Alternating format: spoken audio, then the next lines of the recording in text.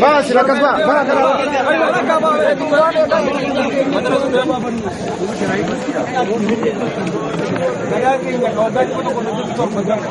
Akka baabara hullu ko jedhu maqaan keenyas hullu ko tarmi waa'ee dhugee sabaanee sadarkaa kana gubbaa gahuudhaan guyyaa irraa kana gammachuu qabna sirratti hawaan kana duudha qabsiise dibicha xiqqaa kana gadaa keenyaaf gabaafnee jirra abbootii gadaa keenyatti qabeenya qabnurraa kennaa kennannee jirra birrii 16,000 bitamne kanarratti mootiyyuu jechuun isin wajjin isiniif dhaamu dhaamsuuf qabnu yookaan mootiyyuu ibsinurraa burqu hamileen teenya heegeree teenya ibsuun abbaa gadaa keenya kennanus qabnu ulfinna harka irraa nu bira bahee gartee sagaleen teenya isin jettu barbaannaaf kanumaaf nurraa guddifattan isin jenna.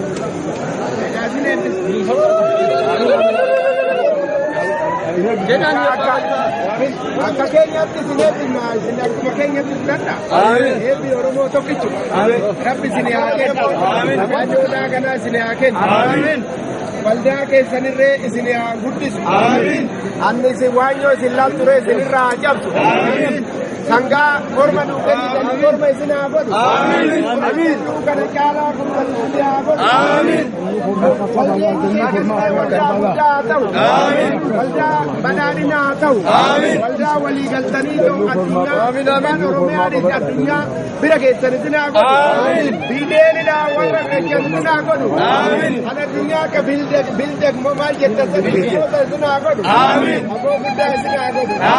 Haadha siiqqatiin jenne abbaa gadaatiin jenne Oromoodhaan jenne gadaa jedhan hin jenne waan bakkee kana waan sodaanimaa isin haa godhu.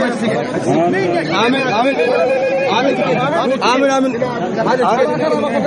Kandi Oromoo kan nukusiisaa, Oromoo kan nuku adaabbatu. Dhiigni Oromoo kan jiru guyyaa kanaa achitti rabbi nurraa adaaba.